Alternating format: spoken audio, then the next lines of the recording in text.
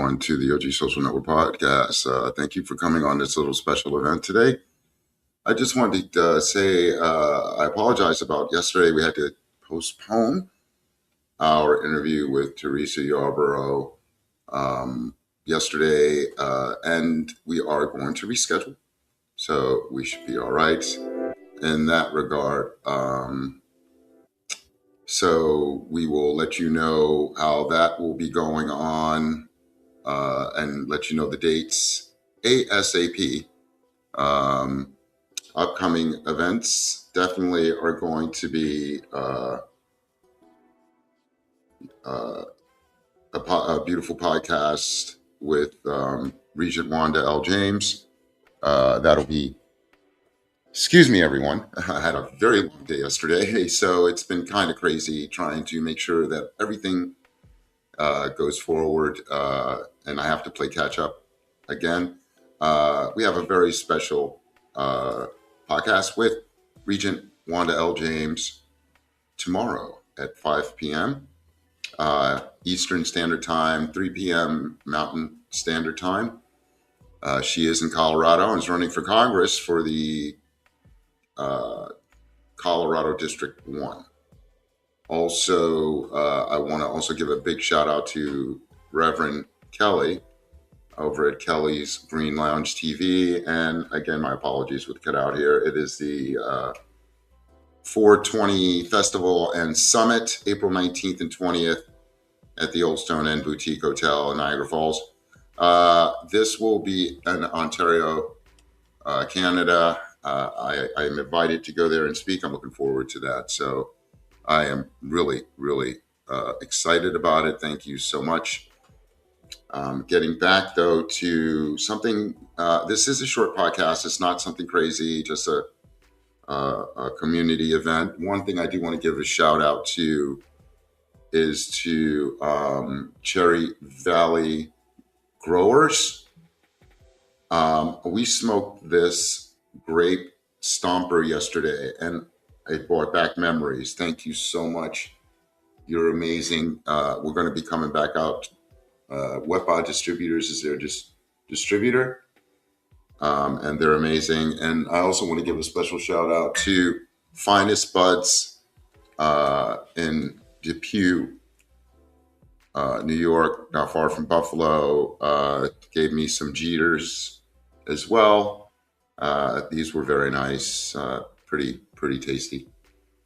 Thank you so much.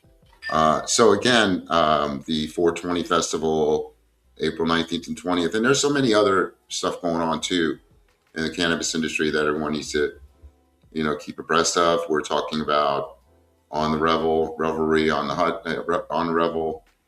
Revelry on Hudson and New York City. I also believe CMB is going to be happening. MJ Biz or MJ Unpacked, in May in Atlantic City. But again, what I really do want, big shout outs to everyone. Okay, peace and love, Lewis. Thank you for allowing me to help you yesterday. I'm glad that worked out. Luis Ortiz is the owner of Wetbod Distributors Distribution. They're amazing. They do a great job. One of our sponsors. But this show is really about what's going on and what I read in the New York Times. And it's kind of disconcerting, and definitely what has been going on in the market, in the cannabis market when it comes to predatory practices in the community. I do know that this was a shocker when I read it this morning and blew me away. It is regarding Housing Works helping Matawana to open up a weed shop. Now they're suing Matawana for $2.5 million. That's fucking crazy. It's like, what are we doing here? So when I read the article, did some research, remembered some notes I had. I too wrote a 3-part essay or pretty much an op-ed on this situation. And it's like, wow, uh, okay, okay, what's going on here? So I feel that the article will be up on my website. Part one later on tomorrow, part two uh, Saturday, and part three on Sunday.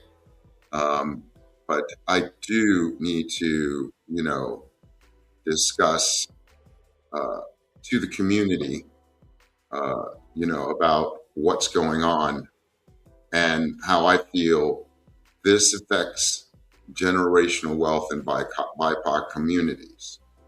So I do want to say, I'll start this off from the beginning. Peace and cannabis to the New York cannabis community and those who believe in the promise of true social equity. We find ourselves at a crossroads that feels all too familiar. As I sit here looking at the latest reports, including the recent New York Times article, investigation into the housing works dispute, I can't help but feel a profound sense of deja vu. We were promised a first in the nation equity model, a way to repair the damage done by the war on drugs. Instead, what we're witnessing is a sophisticated, multi layered assault on BIPOC and women led businesses.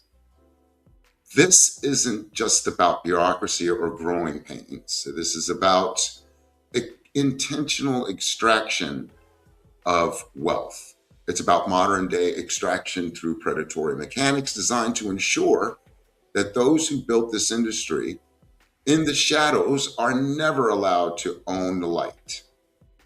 In part one of today's series, The High Costs of Equity, we're pulling back the curtain on the vultures, the multi-state operators, MSOs, and registered organizations, ROs, and the state-sanctioned debt traps that are threatening to turn our entrepreneurs back into employees. The debt trap, the social equity investment fund, when the New York Cannabis Social Equity Investment was announced, it was heralded as a game changer. Governor Kathy Hochul promised a $200 million fund to help cannabis entrepreneurs in New York City get their doors open. But let's look at the math, because the math does not lie. The fund partnered with Chicago Atlantic, a private credit firm that isn't in the business of charity. While the state talked about equity, the fund managers were busy securing their own bags. Reports show that over the 12-month period, 3 fund managers earned a staggering $1.7 million in fees, even while only a handful of stores were actually open. The real kicker? The interest rates. Initial conversations promised a manageable 10% interest. But by the time Chicago Atlantic got their piece, that rate jumped up to 13% or higher for licensees. When you compare that to New York City's public-private fund, which caps rates at 9.5%, you have to ask, why is the state-sponsored social equity fund the most expensive money on the street? It's not just the interest rates, it's the lack of control under the DASNY, Dormitory Authority of the State of New York, model. Many licensees were handed turnkey dispensaries, think Smack Village LLC, but these keys came at a price often exceeding $2 million for build-outs, with little to no breakdowns of where that money went. Excuse me, this is crazy. Ooh, this is crazy.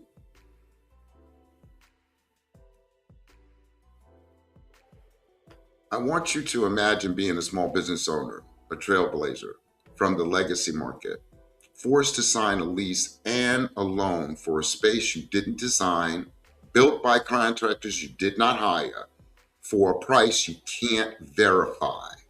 This is a loan to own scheme in its most elegant corporate form.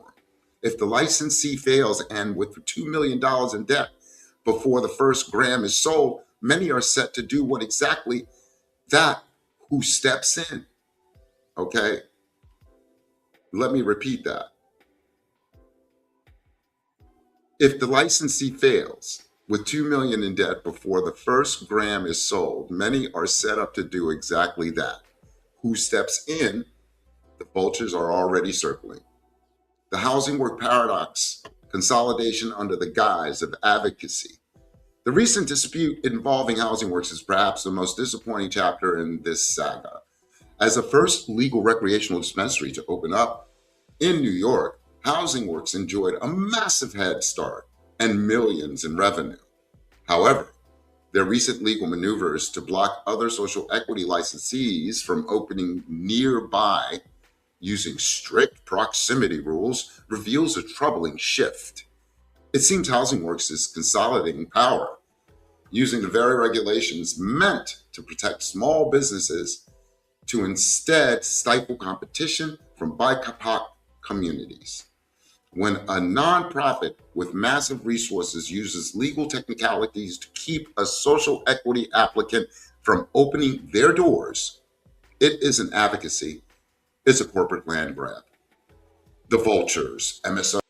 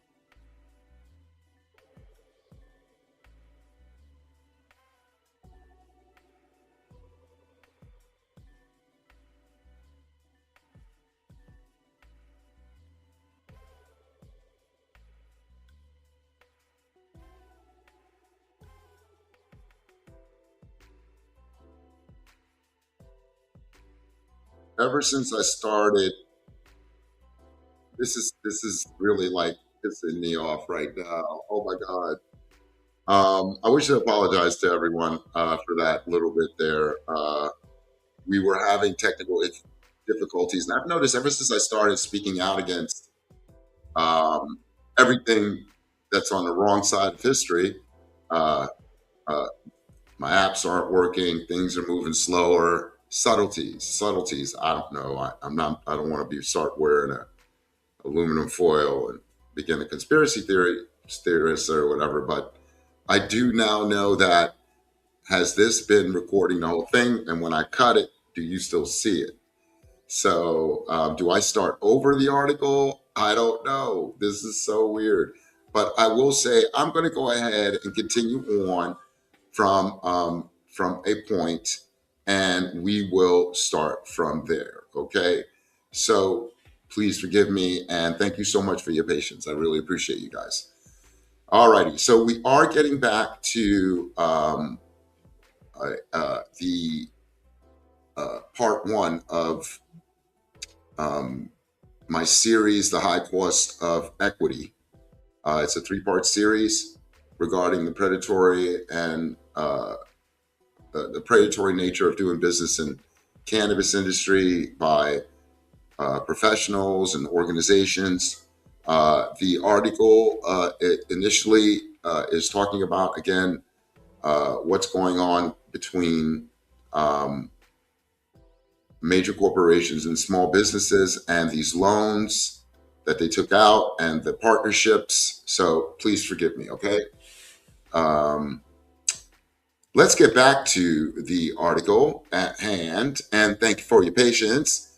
We're going to talk about the vultures, MSOs, ROs, and true party interests. MSOs are multi-state operators, ROs are registered organizations, and true party interests. What they all have in common are the fact that they got the money to play. All right. So, and all of them can set agreements to undermine the generational wealth of the licensee. So we have to talk about the true party of interest, the TPI variation violations. The Practices Bureau, TPB, launched recently, is already drowning in complaints. Why? Because MSOs and ROs, large multi state corporations, are using management agreements to effectively take over social equity licenses. These agreements are often predatory, binding uneducated or under resourced business owners to terms that strip them of their autonomy, their generational wealth. These corporations provide the capital, but in exchange, they take the lion's share of the profit and all the decision making power. This is a must listen for anyone who thinks equity is a finished product in New York. We are seeing illegal looting of our community's potential. The goal of these powerhouse corporations is simple: wait for the social equity licensee to buckle under the weight of the DASNY debt, then restructure the deal to take full control. It is a game of financial attrition, and the BIPOC community is being played. A history of extraction. To understand why this is happening, we have to look at the historical context. This isn't the first time the state has watched or helped as BIPOC wealth was dismantled. Whether it was the destruction of Seneca Village to build Central Park, or the literal burning of Black Wall Street in Tulsa and Rosewood, Florida, there is a historical precedent for the assault on Black economic independence. In the cannabis industry, they aren't using torches, they're using service agreements and convertible debt. But the result is the same: the extraction of the value from our labor and our culture to line the pockets of those who never faced a single day in a precinct for this plant. The warning of enablers to the attorneys, to the consultants, and the equity advocates who are quietly facilitating these predatory deals: we see you. Enabling a loan-to-own scheme that robs a family of generational wealth for a quick consulting fee is a betrayal of the highest order. The cannabis activism New York needs right now isn't just about more licensees, it's about protecting the ones we have. It's about ensuring that a seat at the table doesn't mean being on the menu. So, summary and takeaways. As we wrap up part one of this series, let's get the facts straight. Predatory lending, the state-backed fund, is more expensive than private options, saddling equity owners with unimaginable debt. The build-out bubble, 2 million turnkey dispensaries are creating a debt to equity ratio that is almost impossible to overcome. Corporate vultures. MSOs are using TPI violations and predatory agreements to bypass ownership caps and extract wealth from BIPOC licensees. Historical echoes. This pattern of wealth extraction mirrors the historical destruction of BIPOC economic hubs like Seneca Village, Rosewood. This is a cautionary tale, my friends. We are being tested. In part two, we will deliver a deeper dive into the specific corporate culprits and legislative failures that allow these vultures to nest in Albany. Stay vigilant, stay informed, and most importantly, stay OG. Congratulations to Representative James Tallarico winning the Democratic primary in Texas over Jasmine Crockett. Let's see where this will lead us.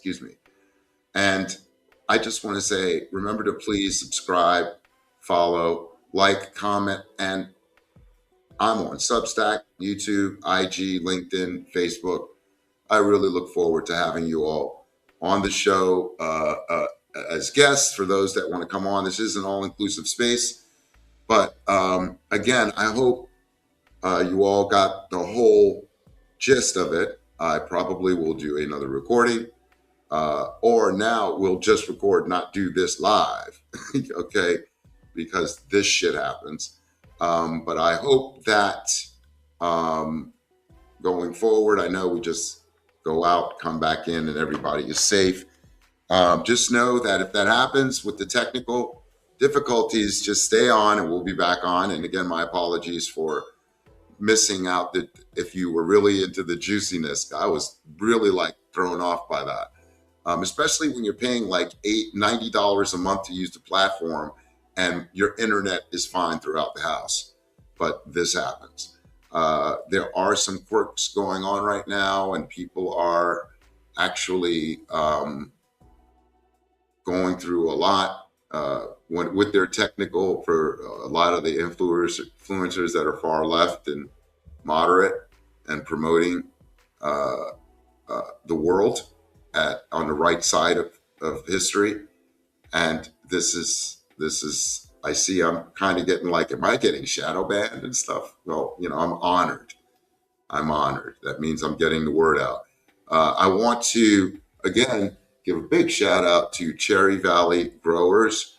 They're in Cherry Valley, New York. And this was very impressive. The Grape Stomper, it's a hybrid 50-50. I was driving all over the place helping a dear friend. And this actually kept me up. Peace and love to all the people, all the cultivators, growers, processors, bud tenders, owners. Hey, man, I know what you all are going through. Please be on for part 2 of our report that will be on tomorrow, same time. Just before, I'll actually be doing it just before our. I'm going to record it. The weed is good, y'all. The weed is good. Peace and blessings. God bless you. Remember, this is Papa Dukes. Remember to relax, relate, and release. We love you, man. We love you. God bless you.